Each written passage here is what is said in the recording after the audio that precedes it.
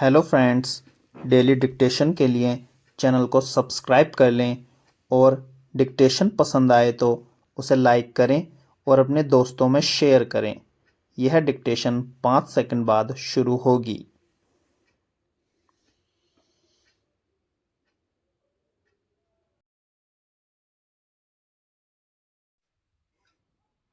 Start. सोमवार को भारतीय रिजर्व बैंक के 90वें वर्ष में प्रवेश करने के अवसर पर आयोजित एक कार्यक्रम में प्रधानमंत्री नरेंद्र मोदी ने उचित ही कहा कि बैंक ने देश को विकास के मार्ग पर आगे ले जाने में अहम भूमिका निभाई है। दीर्घावधि की आर्थिक वृद्धि और विकास के लिए वित्तीय स्थिरता एक अनिवार्य शर्त है। इस समय रिजर्व बैंक इस महत्वपूर्ण पड़ाव का जश्न मना रहा है और यह उचित अवसर है कि संस्थान न केवल अपनी अतीत की उपलब्धियों को सामने रखे बल्कि भविष्य के लिए अपनी योजनाएं भी प्रस्तुत करे। यह इसलिए महत्वपूर्ण है कि वृहद आर्थिक स्थिति और नियामकीय चुनौतियों में निरंतर बदलाव आ रहा है।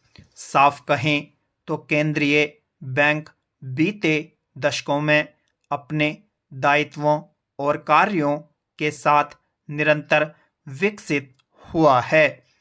समय-समय पर मतभेद के बावजूद सरकार ने इस सफर में रिजर्व बैंक को विधिक और सांस्थानिक सहायता मुहैया कराई है। इन बातों का यह आशय कतई नहीं है कि भारत की व्यवस्थाएं पूरी तरह खामी रहित हैं, लेकिन बीते वर्षों में जो विकास हुआ है वह भी सकारात्मक दिशा में है।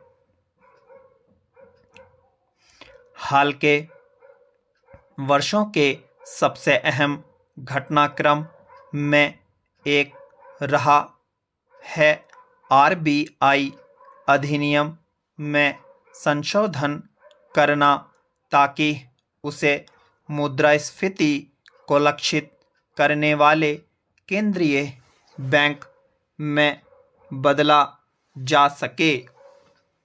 विभिन्न धड़ों के विरोध के बावजूद सरकार मौद्रिक नीति ढांचे को मजबूत बनाने के विचार पर सहमत है।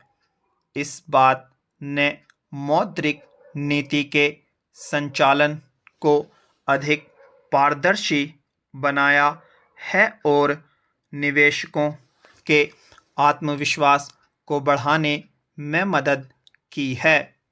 हाल के समय में कुछ भ्रम की स्थिति बनने पर रिजर्व बैंक ने यह दोहरा कर सही किया कि वह मुद्रास्फीति को लक्षित करने के विधिक अधिदेश का पालन करेगा।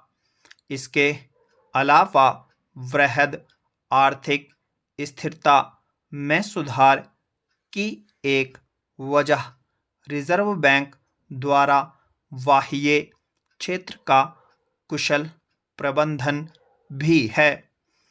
उसने अवसरों का लाभ लेकर बड़ा विदेशी मुद्रा भंडार खड़ा किया, जिसने मौद्रिक अस्थिरता को समाप्त किया।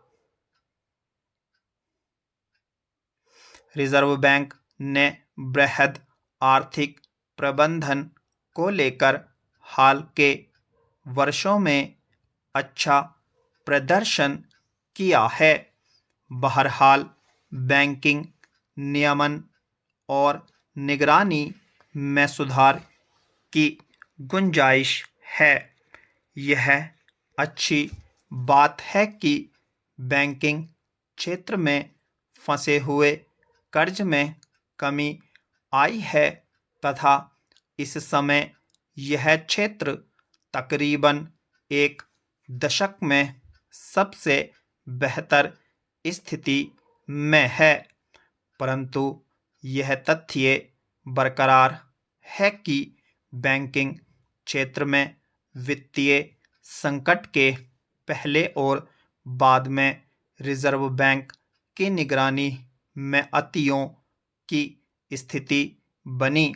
हालांकि यह सही है कि रिजर्व बैंक के पास सरकारी बैंकों के नियमन के मामले में सीमित शक्ति है। इसे ज़रूरी कानूनी बदलावों की मदद से हल करने की आवश्यकता है। हाल ही में यस बैंक जैसे उदाहरण बताते हैं कि हमें अपनी निगरानी व्यवस्था में सुधार करने की ज़रूरत है।